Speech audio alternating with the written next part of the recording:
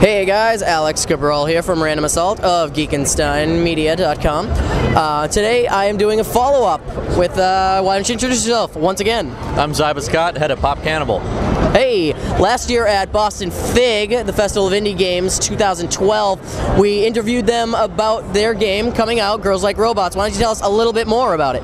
Girls Like Robots is a puzzle game about seating arrangements, and all of the pieces, all the faces are the playing pieces, and they all have opinions about each other, and you want to arrange them for optimal happiness, or to piss somebody off, or whatever task we set you to in the game. And it is an epic love, adventure, danger, romance story with an authentic old-time string band soundtrack. Now, the string band soundtrack, obviously we'll get to games, but right now, this soundtrack is awesome. I loves me some bluegrass, and this is like some of the catchiest, most calming bluegrass ever. Yeah, you know, good tunes. Cherokee, Shuffle, Spotted Pony. This is from my aunt and uncle. They're a string band for 25 years. No kidding. Yeah, up in northern Michigan. They are the Piecemeal String Band. Look them up. They've got albums you can buy. It's really good stuff. Oh, that's fantastic. Definitely check them out, because the music in this is great. When I was grabbing some tracks, I got some original bluegrass from other bands and stuff, but from the main game, awesome, absolutely great.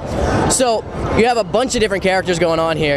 I see some bugs, I see some nerds, I see some girls, I see a Frankenstein-esque monster. I think we need to sue.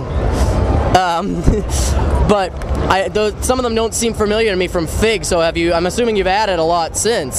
Well, Fig was right before we released, and so people hadn't really gotten to see the breadth of everything. Some of these guys are characters that got cut, because it was just so much fun to invent characters. We couldn't stop, but each character, because they each have feelings about each other, every time we introduce a new character, it's sort of a multiplier on the complexity of the game. And so the game actually gets really deep and tricky and interesting as you go on. Every couple minutes we introduce either a new character or a new rule, and always a new setting. And so at some point we had to stop introducing things because we were just blowing people's minds. Yeah, I was just doing the demo at Fig, and like I was 25 levels in just because of all the crowds, and it was getting pretty heavy. So like it's a very solid puzzle game, and it's one of those things where you could be progressing and you think you're winning, but you're really still kind of aggravating some people, so you go back like he was just doing, screwing up. But this game it can be ridiculously difficult, and actually, as I developed over and over from people's feedback, I had to tone it down, because myself, having played it every day for a year and a half, I know what to do, but like the levels where to get excellent on a level is not perfect. There are so many cases where you can actually eke out a few more points, but it's just surprisingly difficult. You can just create these really tough puzzles. So I tried to set the base level at, I basically would just like close my eyes and click randomly, and and that's passing.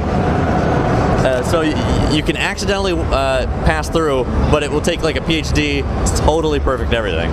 So now that the game's been out for a little while, how's been the reception from the audiences? Well, the critical response has been fantastic. Like the reviews have been amazing. If you go, it was actually the 13th highest ranked iOS game, best reviewed iOS game of all 2012. Metacritic scores combined. So actually, if you go to Metacritic right now and just browse, see that sidebar where it shows like current iOS, games. And this was back in October.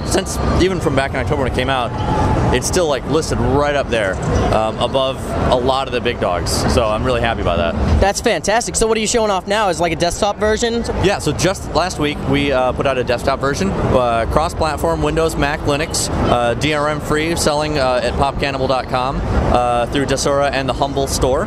And it's $10, but here at PAX only, we're doing a pay-what-you-want sale for whatever people want to haggle for.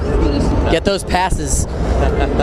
So when you were doing some advertising stuff, you said something about there being, it showed on Adult Swim?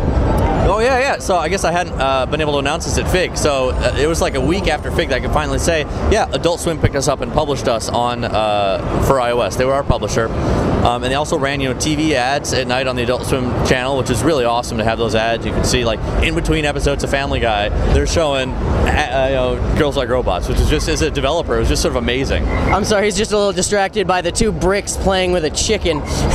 I just got one of those looks. Not to cut you off about Adult Swim. No, and what you can't hear here is my favorite sound effect of the whole game is the chicken throw. So, well, that and some of the squee characters, but there's this is a sound, and the chicken, you hear it flapping and whooshing, and then just this deep bass thud as it hits the other guy. So why don't we get an impression?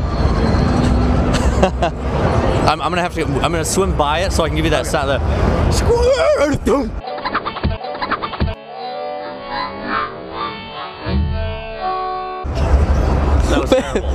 Fantastic. But back to Adult Swim, it's great for you, but very interesting choice for Adult Swim. It seems, you know, because the game isn't raunchy, it's not in your face or everything. It's just solid fun. So it's a strange choice, but it's fucking awesome. I was honestly surprised when they reached out to me because I thought, you know, it's not sanguine, it's not lewd, it's not, but they.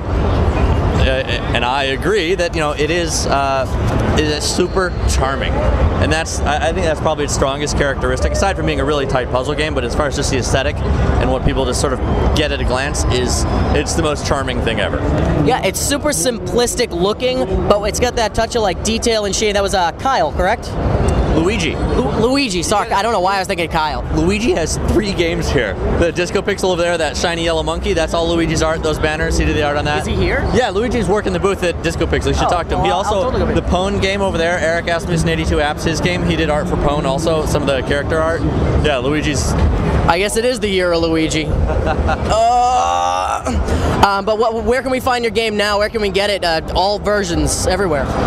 Just Google for Girls Who Like Robots and you'll find everything you need. The first hit will be Popcannibal.com, which is my webpage where you can get the best PC version, buy it right there. Go to the iTunes store, get it there. And if you're lucky, it may be on Android someday.